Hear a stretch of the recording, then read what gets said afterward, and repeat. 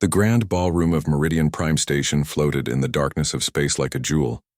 Inside, thousands of beings from hundreds of worlds gathered to celebrate. Today marked 900 years since the Great Peace began, 9 centuries without a major war, 9 centuries of cooperation, trade, and friendship among the stars. General Kate Morrison stood near the tall windows, watching the stars. She was 73 years old with silver hair pulled back in a simple knot. Her uniform was neat but not fancy. She had worn it for 45 years and never once fired a weapon in anger. That made her proud. A young officer approached her. Commander Lisa Park was 32, bright-eyed and eager. She had grown up knowing only peace. War was something from history books to her, like ancient plagues or primitive technology. "General, they are ready for your speech," Lisa said. Kate nodded. She walked to the stage slowly, feeling every one of her 73 years. Behind her, Admiral Vincent Hayes followed. He was her oldest friend, a man in his 60s who had served beside her for decades. His face was weathered, his eyes sharp. The crowd quieted as Kate reached the podium. Beings of every shape and size turned to watch. There were the tall, graceful Vextari with their 4 arms, the floating Luminari who glowed softly, the massive rock-like Gorlans. And there in the front row were the Kraveth. The Kraveth were a warrior race. They looked like massive reptiles standing upright, with scales that gleamed like metal and eyes that burned with intensity. They had been conquerors once before joining the Empire. Now they chafed under the peace, missing the glory of battle. Prince Jothic sat among the Kraveth delegation. He was young for his species, barely 40 years old. His scales were bright green, marking him as royal blood. He held a crystal glass filled with strong Kraveth liquor, and he had been drinking heavily all evening. Kate began to speak. Her voice was gentle but clear, carrying across the vast room. 900 years ago, our ancestors made a choice. They chose to lay down their weapons. They chose to talk instead of fight. They chose to build instead of destroy. It was not an easy choice. It is never easy to choose peace. She paused, looking out at the crowd. Many species think that choosing peace means being weak. They think that those who do not fight must not know how to fight. This is a dangerous mistake. Prince Jothic laughed. It was loud and harsh, cutting through Kate's words. Several delegates turned to look at him, their faces showing disapproval.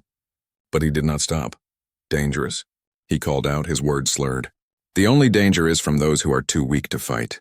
Humans talk about peace because they have no claws, no strength, no honor. You hide behind words because you cannot hide behind shields." The room fell silent. Ambassador Gregory Shaw, the chief human diplomat, stood up quickly. He was a silver-haired man known for his smooth words and endless patience. "Prince Jothic, perhaps we should discuss this later in private." "No." The prince stood, swaying slightly. "I am tired of human cowardice being praised as wisdom. I am tired of their weakness being called strength. They are sheep pretending to be shepherds." Kate held up her hand, stopping the ambassador from speaking. She looked at the prince with calm eyes. There was no anger in her face, only sadness. "Prince Jothic," she said quietly, "you are young. You have only known this peace. You have not seen what came before it. You have not walked on worlds where the ground is made of bones. You have not seen cities turned to glass by atomic fire. You have not held a dying soldier who cannot remember why the war started." She stepped down from the stage, walking toward him slowly. The crowd watched in stunned silence. "We humans know how to fight.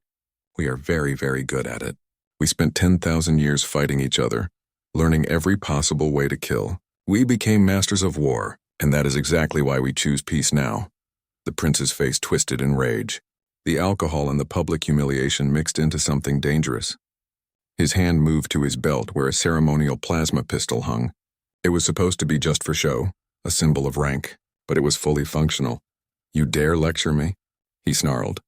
"You dare tell a Kraveth warrior about strength?" Admiral Hayes moved forward, but he was too far away. Ambassador Shaw opened his mouth to shout a warning. Commander Lisa Park started running from the side of the room. They were all too slow. Prince Jothic drew the pistol and fired. The plasma bolt hit Kate Morrison in the chest. The sound was sharp and bright, followed by the smell of burning flesh and cloth. Kate fell backward. The room erupted in chaos. Screams filled the air. Security guards rushed forward, but the Kraveth royal guards surrounded their prince, weapons drawn. Admiral Hayes reached Kate first. He knelt beside her, his hands shaking as he tried to stop the bleeding. But they both knew it was useless. Plasma weapons did not leave wounds that could be healed.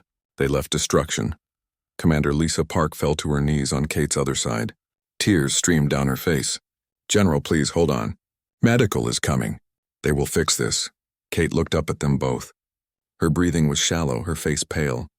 Blood stained her uniform, spreading across the fabric like a dark flower. She reached up with one shaking hand and touched Hayes's face. "Vincent," she whispered, "do not let this break you. Do not let this change who we have become." Hayes gripped her hand tightly. "Kate, do not leave us. We need you," she smiled faintly. "You will do what is right. You always have." Her eyes moved to Lisa. "Take care of him, Commander. He forgets to sleep when he is angry." Then her eyes closed and the light went out of them. General Kate Morrison, guardian of the long peace, was dead. For a long moment, no one moved. Then Admiral Hayes gently closed Kate's eyes. When he stood up, his face had changed. All emotion was gone from it. He looked like a statue carved from stone. The Galactic Emperor himself rushed forward, his tentacles waving in distress. He was an ancient being, having ruled for 300 years. "Admiral Hayes, I am horrified. This is unprecedented. I will personally ensure that justice is served. The prince will be punished. We will pay any reparation." Hayes held up one hand, silencing the Emperor. When he spoke, his voice was very quiet. That made it more frightening than if he had shouted. "We need to call home," he said. "And then we need to be alone for a while." He looked at Prince Jothik, who was being held by security now. The prince looked confused, like a child who had broken a toy and did not understand why everyone was upset. Hayes studied him for 5 long seconds, then turned and walked away. The human delegation followed him out. Commander Lisa Park was the last to leave. She looked back at Kate's body one more time, then at the prince. Her face was wet with tears, but her voice was steady. "You have no idea what you just did," she said. "None of you do." Then she left too. The news spread across the galaxy within hours. On Earth, people woke to find their screens showing Kate Morrison's death on endless repeat. In the colonies, humans stopped working and simply stared at the news feeds. On the massive orbital stations where human fleets were docked, sailors and officers gathered in silence. Something was happening. The other species could feel it, but they did not understand it. The humans were too quiet, too calm. It was the wrong kind of calm, like the still air before a hurricane. In the Galactic Council chambers, ambassadors from dozens of species met in emergency session. The Kraveth Emperor Jakar arrived personally. He was old and wise, unlike his foolish son. He immediately offered everything he could think of. "I will execute my son," he said. "I will pay reparations in any amount. I will cede territory. I will dissolve our military. Tell me what the humans want, and I will give it to them." But the human ambassador, Gregory Shaw, just shook his head. "I do not know what they want yet. I have been trying to reach our military command, but they are not responding. All I get is an automated message saying that protocols have been activated." "What protocols?" asked the Vexitari ambassador, her 4 hands clasped together nervously. Shaw's face was gray. "I do not know. The Morrison Protocol is classified. Even I have never been cleared to read it." On the galactic news networks, experts tried to explain what was happening. Most of them had never studied human history.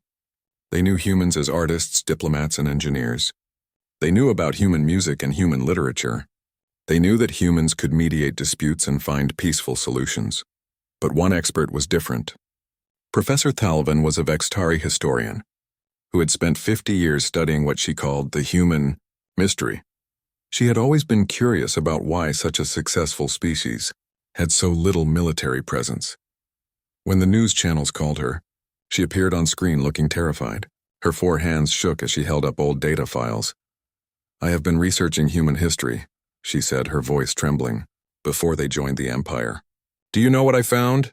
The news anchor, a floating luminary, made a gesture of confusion. "They were peaceful explorers, yes? That is how they introduced themselves." "No," Professor Thalvin said. "No, that is not what they were. Humans fought 19 major wars in just the 200 years before joining the Empire. They killed each other by the millions. They invented weapons that could destroy entire planets. They created machines that could kill from orbit. They wrote thousands of books just about the art of war." She pulled up images on the screen behind her. Ancient human warships. Admiral Vincent Hayes stood on the bridge of the human station orbiting Meridian Prime. His hands rested on the command console, and his face showed nothing. Behind him, Commander Lisa Park waited silently. She had stopped crying hours ago. Now she just felt numb. "Send it," Hayes said quietly. The communications officer, a young man named Kevin Brooks, hesitated. "Sir, are you certain? Once this goes out, we cannot take it back." "Send it," Hayes repeated. His voice was still quiet, but there was steel in it now.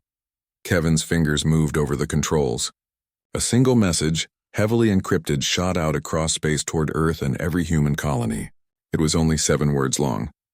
"Morrison Protocol Alpha, Kate is gone." They chose. On Earth, in the military command center beneath the Rocky Mountains, officers received the message. An old general named Carlos Rodriguez read it 3 times. His hands started shaking.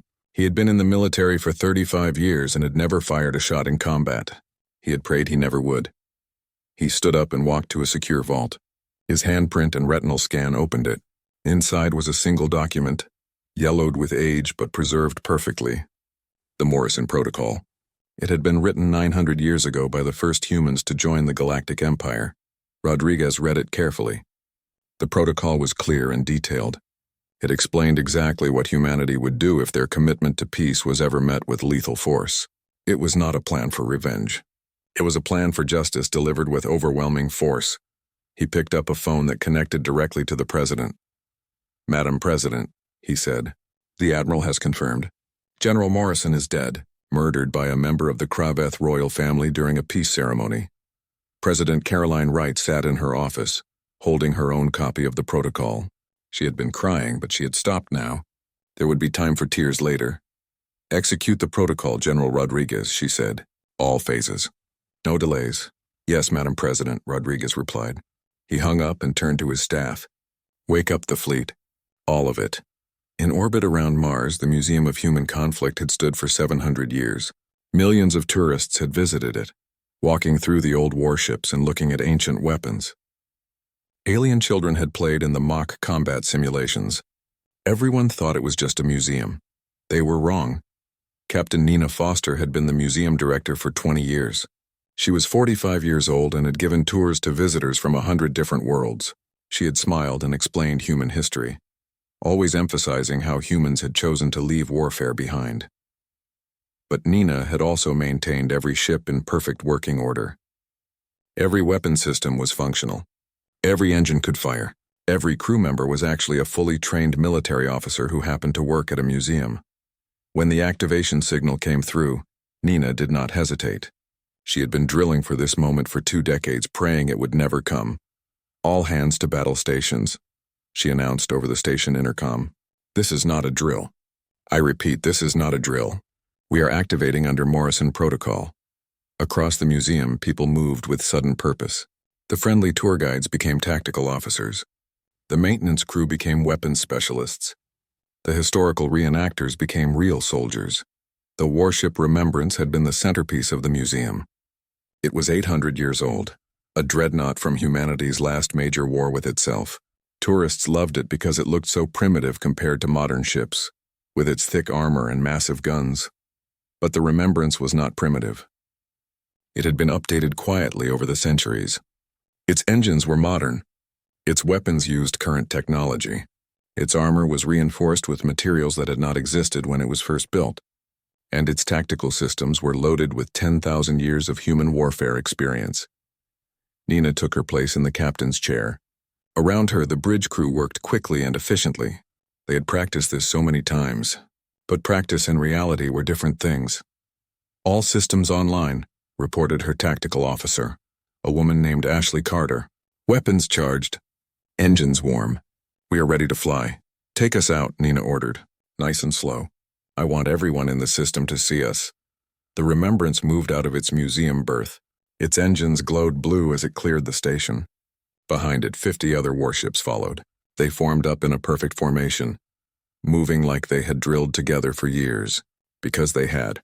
All across human space, the same scene repeated.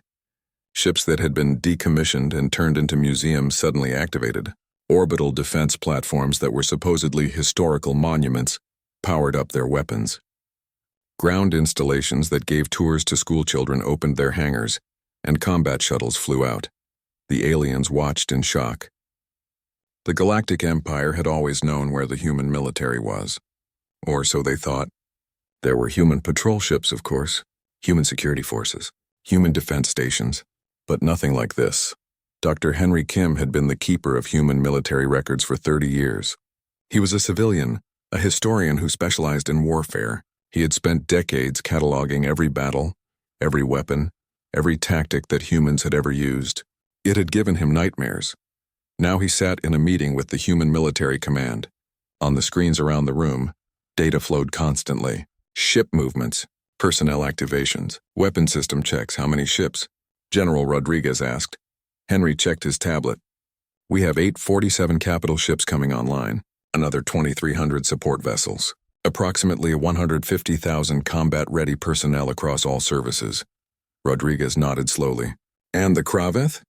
Their fleet number's about 2,000 ships, Henry said. But General, they have never fought a real war. Their battles are ritual combats, honor duels scaled up. They fight for glory, not victory. And we fight to win, Rodriguez said quietly. Yes, sir, Henry agreed.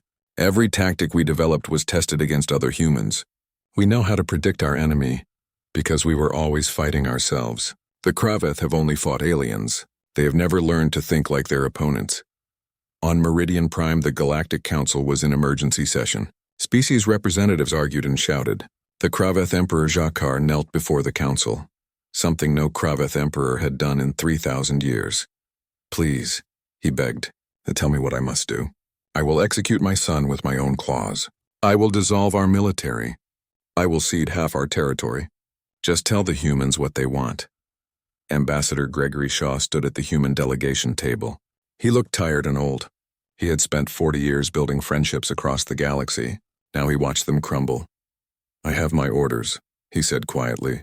Admiral Hayes will arrive soon to deliver our terms. What are your terms? The Galactic Emperor asked. His tentacles twisted nervously. Surely we can negotiate. No, Shaw interrupted. No negotiations. No compromises. Admiral Hayes will tell you what we require. You will comply, or you will face the consequences. The Vextari ambassador stood up, her 4 hands spread in a gesture of peace. Ambassador Shaw, please. We are all horrified by what happened to General Morrison, but surely starting a war is not the answer. Shaw looked at her. For a moment his diplomatic mask slipped, and they could see the grief underneath. General Morrison spent 45 years preventing wars. She negotiated 17 different conflicts into peaceful resolutions. She dedicated her entire life to teaching the galaxy that violence was never the answer. His voice broke slightly. And you killed her for it. The council chamber fell silent. Shaw continued, his voice steady again. We tried it your way. We chose peace. We chose diplomacy. We chose to be gentle. And the first time one of your own felt insulted by our gentleness, he murdered our greatest peacemaker in front of the entire galaxy. So now we will try it our way. Admiral Hayes arrived 6 hours later. His ship, the Justice, came through the jump point with 50 warships behind it. They did not request docking permission. They simply took position around Meridian Prime Station. Hayes walked into the council chamber still wearing his combat uniform. He had not changed since Kate died. There was dried blood on his sleeve, her blood, and he had left it there deliberately. He did not sit down. He stood in the center of the chamber and looked at Emperor Jakar. Your son murdered General Kate Morrison, Hayes said. His voice was calm and cold. He did it in front of 10,000 witnesses. He did it during a peace ceremony. He did it because he thought we were weak. Emperor Jakar started to speak, but Hayes held up one hand. You have one choice. Surrender Prince Jothik to human custody within 48 hours. He will face trial under human law. He will have lawyers. He will have a fair hearing. He will be treated with more mercy than he showed General Morrison.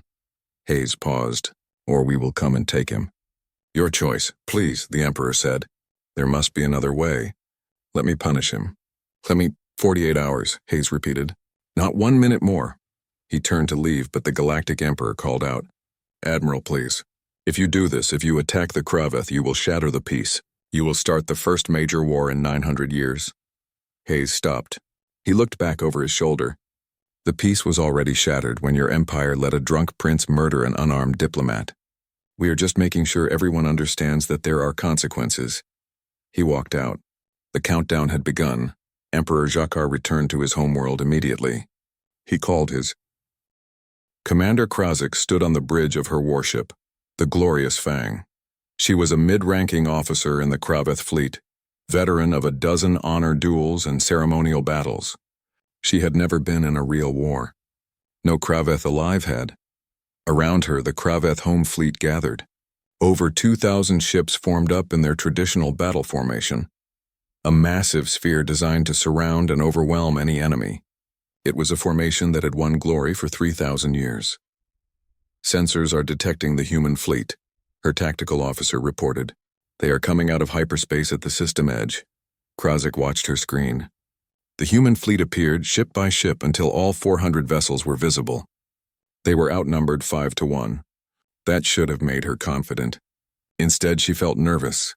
"They have so few ships," her weapons officer said with a laugh. "This will be over quickly." But Krasik had studied the humans more than most. She had read their history, watched their old battle recordings. Something about their formation bothered her. They were not arranging themselves for glory or honor. They were arranging themselves for maximum efficiency. "All ships maintain defensive posture," she ordered. "Wait for them to make the first move." On the Justice, Admiral Hayes studied the tactical display. The Kraveth fleet was exactly where he expected it to be, in exactly the formation he predicted. He had studied every battle the Kraveth had fought for the past 1,000 years. They were predictable. Commander Lisa Park stood beside him. She was scared but trying not to show it. This was her first battle. She had trained for combat, but training and reality were very different things. "Lisa," Hayes said quietly, "watch carefully. What you are about to see is 10,000 years of human warfare experience. We did not want to use it, but they left us no choice." He turned to his tactical officer. "Execute battle plan Alpha 7. Take out their communications first." The human fleet split into 6 groups. Each group moved with perfect coordination, their paths calculated to the second. The Kraveth fleet began to react, ships moving to intercept. Then the humans opened fire. But they did not fire at the Kraveth ships. Instead, they fired at specific points in space, creating massive interference fields. Within seconds, the Kraveth fleet lost long-range communications. Ships could only talk to others nearby. Krasik watched in confusion as her communications board lit up with errors. "What are they doing? Why are they not shooting at us?" "They are isolating us," her tactical officer said, realization dawning in his voice. "They have cut off our command structure." The Kraveth admiral tried to send orders, but they could not reach the entire fleet. Each section was now fighting independently, without coordination. And that was exactly what the humans wanted. The human fleet moved again. One group of ships pulled back, looking like they were retreating. A section of the Kraveth fleet broke formation to chase them, seeking the glory of the first kill. It was a trap. As the Kraveth ships pursued, they entered a kill zone. Human ships that had been waiting in stealth mode suddenly activated. Energy weapons fired from 4 directions at once, not at random targets but at specific systems, engines, shields, weapons. Within minutes, 200 Kraveth ships were disabled, floating helplessly in space. The humans had not destroyed them. They had crippled them. The Kraveth crews were alive but unable to fight. Krasik stared at her screen in disbelief. They disabled them. They could have destroyed those ships, killed everyone aboard, but they chose not to. "They are showing mercy," her weapons officer said, confused. "In the middle of battle?" "No," Krasik said slowly. "They are sending a message. They are showing us that they could kill us all, but they choose not to. They are proving that General Morrison was right. Even in war, they minimize death." The battle continued for 3 hours. It was not really a battle. It was a demonstration. The humans used tactics that no one in the Kraveth fleet had ever seen. They used false retreats to draw out aggressive ships. They used coordinated strikes to overwhelm defenses. They used electronic warfare to confuse sensors. Most importantly, they predicted everything the Kraveth would do. Every formation change, every tactical decision, every response. It was like they could read minds. On the Justice, observer Thalvin watched from the observation deck. She was the Vexitari journalist who had warned about human history. Hayes had allowed her on board to witness and record the battle. She watched as the human fleet moved like a single organism, each ship perfectly positioned. She saw Kraveth ships trying to fight back, but their movements were obvious, predictable. She found Captain Nina Foster on one of the lower decks. Nina commanded a section of the museum ships, and her vessel, the Remembrance, was performing flawlessly. "Captain Foster," Thalvin said, "may I ask you something?" Nina glanced at her. "Quickly. We are in combat. How are you predicting their moves? It is like you know what they will do before they do it." Nina smiled sadly. "Because we do. Every tactic they are using, we invented. Every response they make, we have made ourselves. The Kraveth have only fought aliens, beings who think differently than them, but humans spent 10,000 years fighting other humans. We learned to think like our enemy because our enemy thought exactly like us." She gestured to the tactical display. "See that maneuver? We call it the canny envelopment. We invented it 3,000 years ago. They are walking right into it because they have never seen it before. To them, it looks like we are making a mistake. To us, it is a classic tactic we have used 1,000 times." Thalvin watched as another group of Kraveth ships fell into the trap and were disabled. "You have been preparing for this for 900 years. "Yes," Nina said quietly. "We hope we would never need to use these skills again. General Morrison spent her whole life trying to make sure we never would. But here we are." Her voice became bitter. "They killed the one person who was keeping us peaceful, and now they are learning why she worked so hard to do that." By the end of the 3rd hour, the Kraveth fleet was shattered. Over 1,800 ships were disabled, floating in space with their crews alive but unable to fight. Only 200 ships remained operational, and they were retreating in disorder. The human fleet had lost only 12 ships. The difference was overwhelming. Admiral Hayes opened a communication channel to the entire Kraveth fleet. His face appeared on every screen, calm and cold. "This battle is over," he said. "Your fleet is defeated. We are now going to land on your homeworld and arrest Prince Jothic. You can continue to resist, and we will continue to disable your forces, or you can stand down and let justice proceed." He paused, letting his words sink in. "We do not want to kill you. We never wanted this war. But we will have justice for General Morrison. The choice is yours." On the glorious Fang, Krazik made a decision.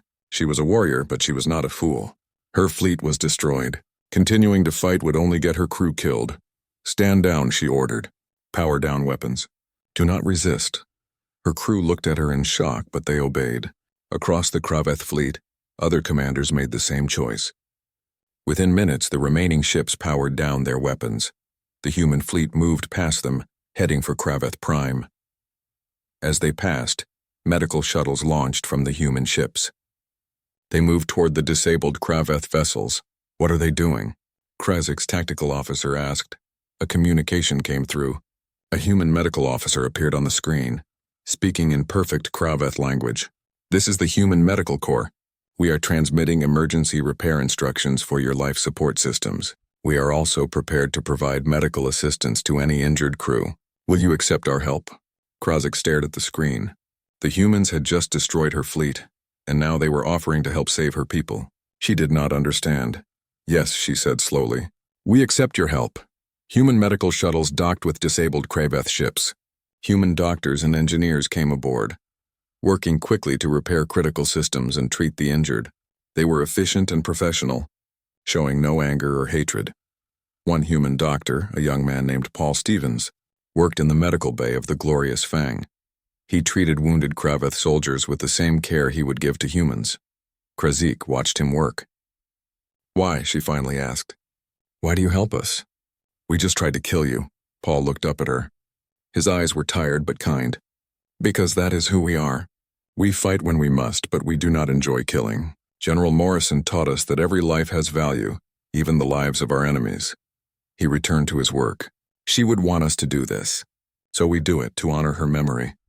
The human fleet reached Kraveth Prime 6 hours later. The planet was heavily defended with orbital platforms and ground-based weapons. But after seeing what happened to the fleet, the defenders did not fire. Admiral Hayes sent a message to Emperor Jakar. "Your fleet is defeated. Your defenses cannot stop us. Send Prince Jothic to our shuttle or we will come and get him. You have 1 hour." In the Imperial Palace, Emperor Jakar sat on his throne with his head in his claws. Around him, his advisors argued about honor and tradition, but he was done listening to them. His son knelt before him, finally understanding the magnitude of what he had done. "Father, I am sorry. I did not know." "You did not know because you did not listen," the Emperor said wearily. "You thought peace was weakness. You thought diplomacy was... The courtroom in The Hague was nearly 1,000 years old. It had been built to try war criminals, dictators, and those who committed crimes against humanity. Now, for the first time, it would try an alien. Prince Galactic sat in the defendant's chair, wearing simple prison clothes instead of his royal robes. His green scales had dulled during his 6 weeks in custody. He looked smaller now, less dangerous. Guards stood nearby, but he had not tried to escape. He knew there was nowhere to go. The trial was being broadcast live to every corner of the galaxy. Billions of beings watched, some with sympathy for the prince, others with anger, most with simple curiosity. No one knew what a human trial looked like. The judge, a stern woman named Margaret Cole, entered the courtroom. She was 68 years old and had been a judge for 40 years. She had tried murderers, terrorists, and corrupt officials. She treated them all the same way, with strict fairness. "This court is now in session," she announced. "Prince Galactic of the Krabeth Empire stands accused of murder in the first degree. He is charged with the unlawful killing of General Kate Morrison." "How does the defendant plead?" A human lawyer stood up. His name was Marcus Webb, a criminal defense attorney with 30 years of experience. The court had appointed him to defend the prince. Many people had been angry about this, but Judge Cole had been firm. Everyone deserved a defense, even those who seemed guilty. "Not guilty, Your Honor," Marcus said clearly. A murmur went through the courtroom. Everyone had seen the video of Kate Morrison's death. The prince had shot her in front of thousands of witnesses. How could he plead not guilty? The prosecutor stood up. Attorney General Sandra Price was known for her precise, methodical approach to trials. She was 52 years old, with sharp eyes and an even sharper mind. "Your Honor," she began, "the prosecution will prove beyond any reasonable doubt that Prince Galactic deliberately murdered General Morrison. We have video evidence, witness testimony, and forensic evidence. This is perhaps the most documented murder in history." Over the next 2 weeks, Sandra presented her case. She showed the video of Kate Morrison's speech. She showed the prince drinking heavily. She showed the moment he drew his weapon and fired. She called witnesses. Ambassador Gregory Shaw testified about what he saw. Other delegates from dozens of species confirmed the story. Medical examiners explained how the plasma bolt killed Kate instantly. But the most powerful testimony came from Commander Lisa Park. She walked to the witness stand slowly, wearing her dress uniform. She had not worn it since Kate died. She looked older now, like the past 3 months had aged her years. Sandra approached her gently. "Commander Park, can you tell the court what you saw that day?" Lisa took a deep breath. "I saw General Morrison give a speech about peace." She was trying to explain that choosing peace was not weakness. Prince Galactic interrupted her. "He was drunk and insulting." "What did General Morrison do?" Sandra asked. "She walked toward him," Lisa said. She was not angry. She looked sad. She tried to explain to him why humans choose peace. She was trying to teach him, even though he had just insulted her and all of humanity. Lisa's voice cracked slightly. That was who she was. Even when people were cruel to her, she tried to help them understand. She never stopped trying to make peace. "What happened next?" Sandra asked quietly. "He shot her," Lisa said flatly. "I was running toward them, trying to get between them. But I was too far away." He drew his weapon and shot her in the chest. She fell. Admiral Hayes caught her. She died in his arms. Tears ran down Lisa's face now, but her voice stayed steady. Her last words were about not letting this change us, not letting it break us. She died asking us to stay peaceful. And we could not honor that request because the galaxy had to learn that killing peacemakers has consequences. Sandra let the silence stretch for a moment. "Thank you, Commander." No further questions. Marcus Webb stood up for cross-examination. He approached Lisa carefully. He knew this would be difficult. "Commander Park, I am sorry for your loss. I only have one question. In your observation, was Prince Galactic capable of understanding the consequences of his actions at that moment?" Lisa looked at him coldly. He was drunk, not unconscious. He knew he was drawing a weapon. He knew he was aiming it at a person. He knew he was pulling the trigger. Yes, he understood. Marcus nodded. "Thank you, Commander." When the prosecution finished, Marcus Webb began the defense. He did not argue that the prince was innocent of the act. That would be impossible. Instead, he argued about intention and cultural context. "Ladies and gentlemen of the jury," he said, "my client did something terrible. We are not denying that. But we must consider whether this was murder. which requires intent to kill, or whether this was a catastrophic failure of judgment by someone who did not understand what he was doing. He called cultural experts who explained Kraveth society. They testified that in Kraveth culture, drawing a weapon in response to an insult was considered acceptable. They explained that the prince had been raised in a society where strength was valued above all. He called medical experts who testified about the effects of Kraveth alcohol on judgment and impulse control.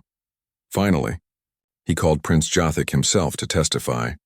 The prince walked to the stand slowly. He looked at the jury, then at the gallery filled with observers. Marcus approached him carefully. "Prince Jothic, tell the court what you remember about that day." The prince spoke in halting English, which he had been learning in prison. "I remember being angry. I had been drinking. I thought humans were weak. I thought they were cowards hiding behind words." He closed his eyes. General Morrison tried to explain to me. She was patient. She was kind. But I was too drunk and too proud to listen. I felt insulted. In my culture, when someone insults your honor, you respond with strength. "What did you intend to do?" Marcus asked. "I intended to make her afraid," the prince said. "I intended to show her that I was strong and she was not. I drew my weapon to threaten her." He paused. "I did not intend to kill her, but I was drunk and my hand was not steady and I pulled the trigger." Tears rolled down his scaled face. "I killed her. I killed someone who was only trying to help me understand. And I did it because I was too stupid and too proud to listen." Sandra Price stood up for cross-examination. She was not gentle. "You say you did not intend to kill her, but you drew a plasma pistol, which is a lethal weapon. You aimed it at her chest. You pulled the trigger. At any point did you think about not doing those things?" The prince lowered his head. "No, I was angry. I wanted to hurt her, to frighten her. I was not thinking clearly." "Did General Morrison threaten you in any way?" "No." "Did she raise her voice to you?" "No, she spoke quietly, calmly." "Was she armed?" "No." Sandra paused, letting each answer sink in. "So you shot an unarmed, peaceful elderly woman who was trying to explain something to you? Because you felt insulted?" The prince said nothing. What could he say? The trial lasted 4 weeks. Then came the closing arguments. Sandra spoke first. "This trial is not complicated. The defendant murdered General Kate Morrison. He admits he did it. He admits she was unarmed. He admits she did not threaten him. The only question is whether being drunk and culturally ignorant excuses murder. It does not." She walked toward the jury. "General Morrison dedicated 45 years of her life to peace. She negotiated 17 wars into peaceful resolutions. She saved millions of lives, and she died trying to teach one more person about the value of choosing peace over violence. That is who we lost that day. The defendant took that life because he was too arrogant to listen and too violent to control himself. That is murder. Find him guilty." Marcus Webb stood up for his closing argument. "My client did something terrible, but murder requires intent to kill. The evidence shows he intended to threaten, not kill. That makes this manslaughter, not murder. Additionally, his cultural background and intoxication affected his judgment." He looked at the jury. "I am not asking you to excuse what he did. I am asking you to accurately define it. Consider all the evidence. Consider his state of mind. Consider whether justice is served by the harshest possible verdict or by a fair assessment of what actually happened." But then something happened that surprised everyone. Dr. Henry Kim, the human historian, stood up in the gallery. "Your Honor, may I address the court?" he asked. Judge Cole frowned. "Dr. Kim, this is highly irregular. I know, Your Honor, but I have information relevant to this trial that goes beyond Prince Jothic. Information about why this trial matters to the entire galaxy." The judge considered, then nodded. "You may speak, but keep it brief." Henry walked to the front of the courtroom. He was a small man, quiet and scholarly, but his voice carried clearly. "For 900 years, the Galactic Empire has operated without real justice," he said. "Minor disputes are resolved, yes, but major crimes, crimes by the powerful against the weak, go unpunished. The strong do as they please, and the weak suffer in silence." He pulled up a screen, showing data. "I have documented 1,247 incidents in the past 200 years, where powerful individuals harmed others and faced no consequences. Murders, assaults, systematic oppression. The Galactic Council looked away because addressing these issues might cause conflict. Humanity joined this empire 900 years ago after nearly destroying ourselves in wars. We learned at terrible cost that peace without justice. 5 years had passed since General Kate Morrison died on Meridian Prime. 5 years since the galaxy learned that humanity's peace had always been a choice, not a weakness. The universe had changed in those years, slowly but surely. Admiral Vincent Hayes stood at the window of his office on Earth, looking up at the stars. He was 68 now, his hair completely white, his face marked by the weight of command. In 2 months, he would retire. He had served long enough. A knock came at his door. "Come in," he called. Captain Lisa Park entered. She wore the uniform of a ship commander now, with captain's bars on her shoulders. She had changed in 5 years, grown harder and more confident, but there was still kindness in her eyes. "Admiral," she said, "the new ship is ready for inspection. The Kate Morrison is waiting for you at the orbital dock." Hayes smiled. "How does she look?" "Beautiful, sir. She is everything a peace enforcement vessel should be, strong enough to enforce justice, but designed primarily for diplomacy and conflict resolution." They took a shuttle up to orbit. The Kate Morrison floated in space, sleek and modern. She was part warship, part diplomatic vessel, part hospital ship.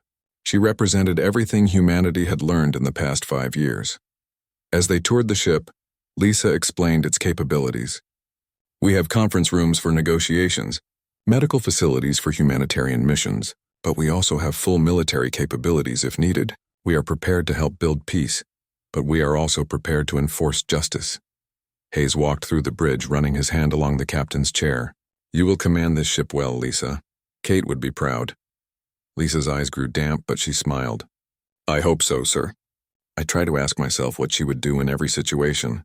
Sometimes I hear her voice in my head reminding me to choose peace when possible."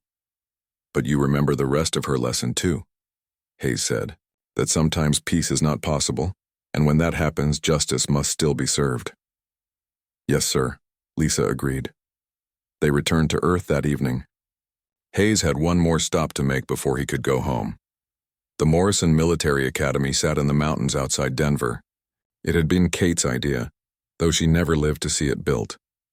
Now it trained officers from dozens of species, teaching them not just how to fight, but why fighting should be the last resort. Captain Nina Foster ran the academy now.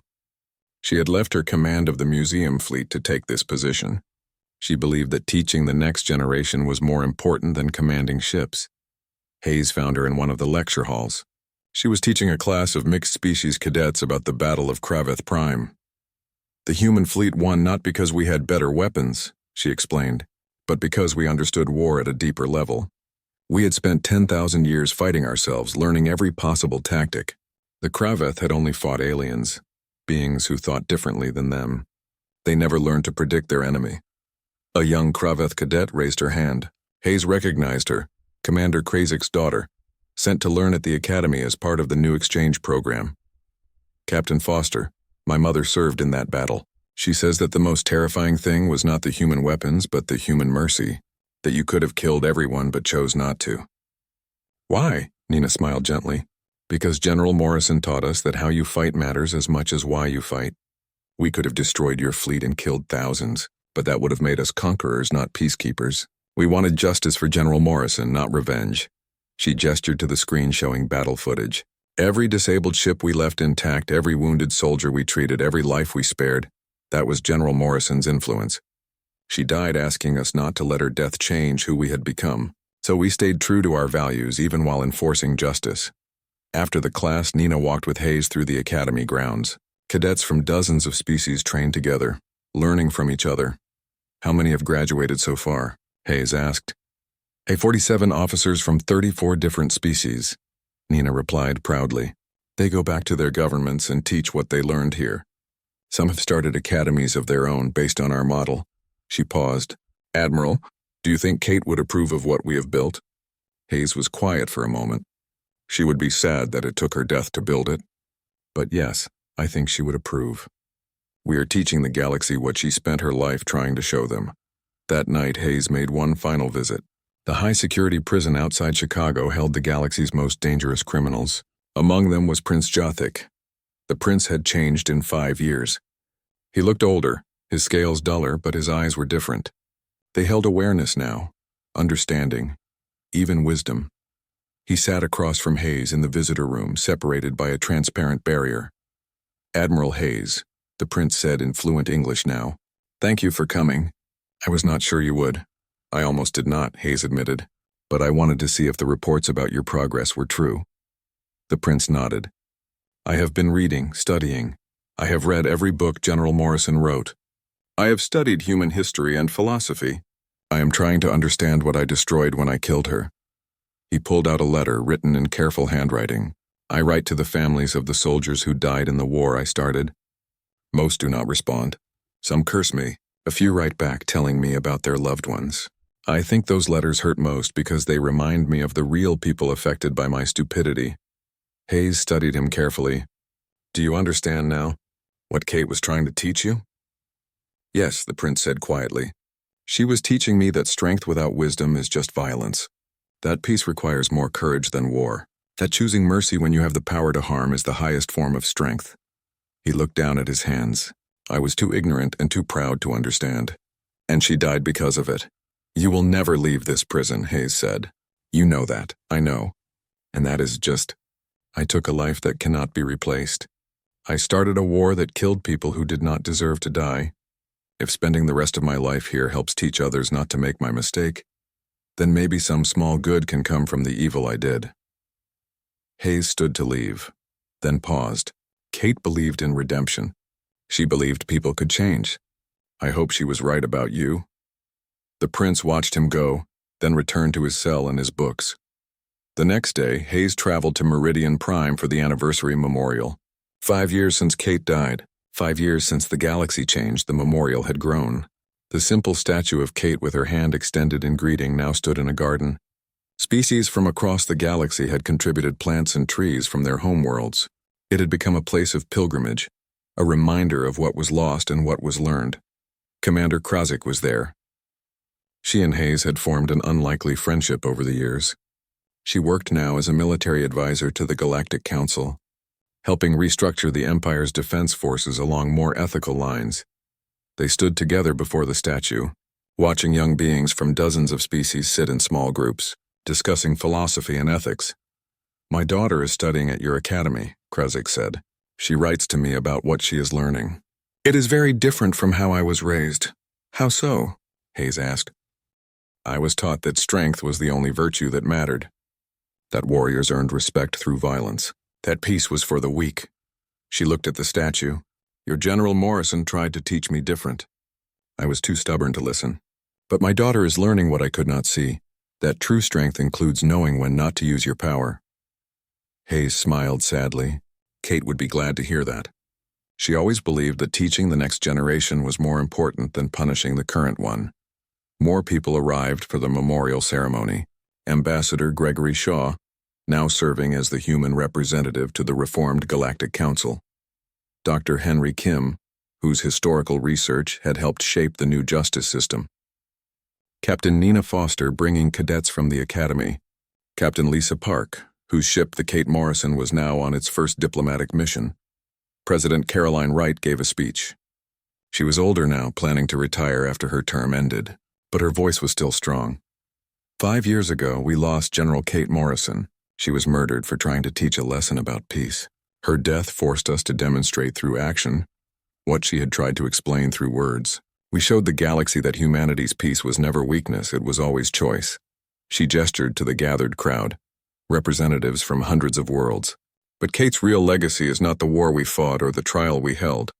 It is this, all of you, here together, trying to build a better galaxy, one where justice and peace support each other instead of competing. The Galactic Council has reformed its justice system. Crimes by the powerful are no longer ignored. Species are helping each other instead of just coexisting. Military forces are being trained not just to fight, but to understand why they fight. She looked at the statue. Kate, I hope you can see this. I hope you know that your death was not meaningless. The galaxy you died trying to improve is finally starting to listen to your lessons.